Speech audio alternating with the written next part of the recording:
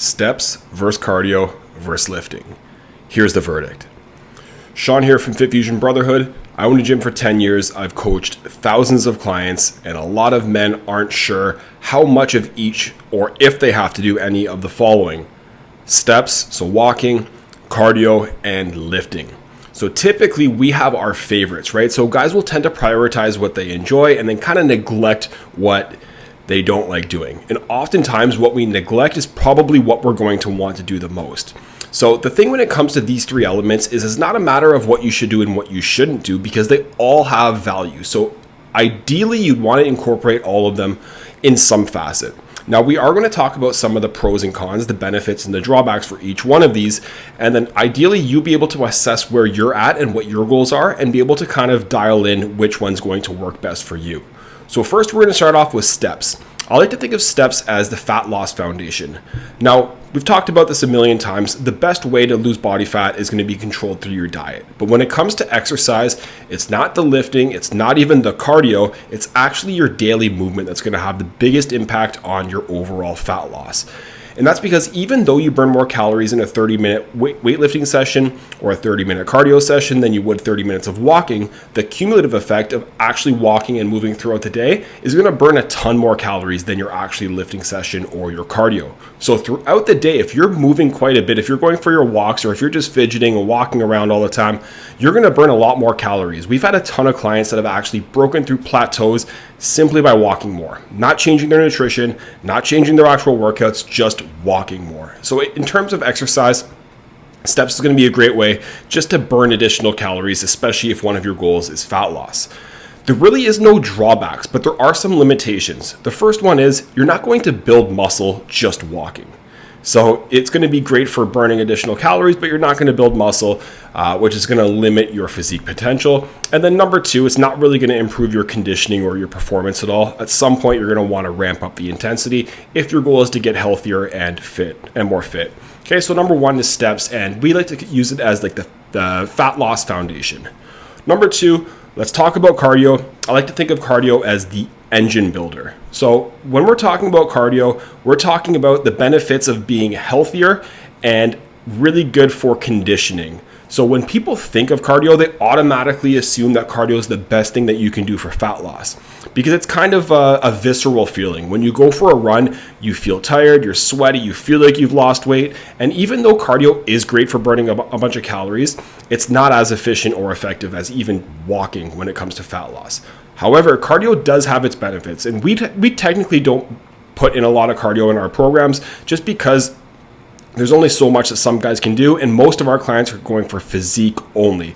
But with cardio, it does improve your health, it does improve your conditioning, which are super important elements when it comes to any sort of holistic routine. So as the benefits, like I've stated, would just be your health and your conditioning, and then of course it does burn additional calories. So even though it's not the most effective or efficient way to burn fat, it absolutely helps.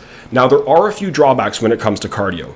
Number one is if you're doing it without lifting, you can actually lose muscle, which is not something that you want to do. It's not a trade-off that's worthwhile. Number two, cardio can be systemically fatiguing, which means it takes a lot more recovery.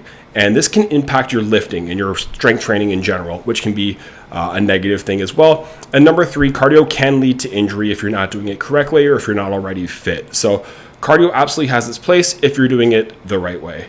And then number three, we have lifting, strength training, resistance training, whatever you want to call it. I call this the physique builder. Now, if steps are going to be great for the number on the scale, body weight, then lifting is going to be great for body composition. So a lot of guys that we deal with are really good with their nutrition and they do some cardio and they do some steps. They're not really lifting. They're at a healthy body weight, but it's not the physique that they want. So unless you're lifting weights, you are never going to get that physique that you want. So strength training, resistance training, lifting, whatever you want to call it, is going to be, in my opinion, and what I recommend, a non-negotiable for every man, especially if you're over the age of 30. Because yes, the aesthetics of it are great, but also longevity-wise, it's going to really help. As you get older, we naturally lose muscle, our bones get weaker, and we become a lot more susceptible to injuries, and even just being sedentary and not being able to move around a lot gets worse and worse as we age. Strength training is one of the best ways to kind of give you that whole anti-aging pill that you can do at any time and any place. So the benefits are very obvious for strength training. There aren't too many drawbacks. There really is no negativity here. The first and foremost thing you want to take into consideration is making sure that you're doing things properly, because people do tend to think of exercise with strength training as dangerous, which it's not. It's actually one of the best ways to reduce your risk for injuries. But if you're not doing it correctly, you can injure yourself, which is obviously something you want to avoid. And then number two, you can overtrain as well. So a lot of people, when they go and start lifting, they overdo it and they just kind of burn themselves out. They don't recover and they don't like the way they look. They don't like the way they feel. So having a good approach to that is going to make a huge difference as well. Okay, so how should you be able to kind of bring this apart and fit this into your routine? When we're talking about steps, we always like to say the whole hypothetical 10,000 steps per day, which is a really good number to start from, but it's all relative. So if you're lower than that, try to bump it up. Doesn't have to be going from 0 to 100, but kind of trying to increase your overall daily movement. If you have 10,000 as an easy goal, then you can even bump it up more. When it comes to cardio, 1 to 3 days per week is totally fine. This would be the most quote unquote optional one on the list because it doesn't really have an overall strong correlation with physique, but it does really improve your health and your performance and your conditioning. And these things do matter, especially if you really care about the overall health aspect of exercise, which hopefully you do. And then number three, lifting. Lifting, ideally, you want to be doing between 3 to 5 days per week, depending on the workout program. Just a nice, well-rounded program. Obviously, if you're one of our clients, we build these out for you. But if not, there's a ton of different workout programs that you can see strength-based that will help. Now, when it comes to looking at these and where you should prioritize, think about what you're struggling with the most. So are you struggling to get a lot of movement? Maybe you want to prioritize daily walking. If you are very sedentary when it comes to weightlifting, try to get some more exercise in at the weight room. And if you're just like huffing and puffing going up the stairs, maybe it's time to incorporate some cardio. But either way, all of these things can be part of a very healthy routine. Understanding where you're at, where your goals are at, and what some of your limitations are can really help you dictate where you should put more of your emphasis.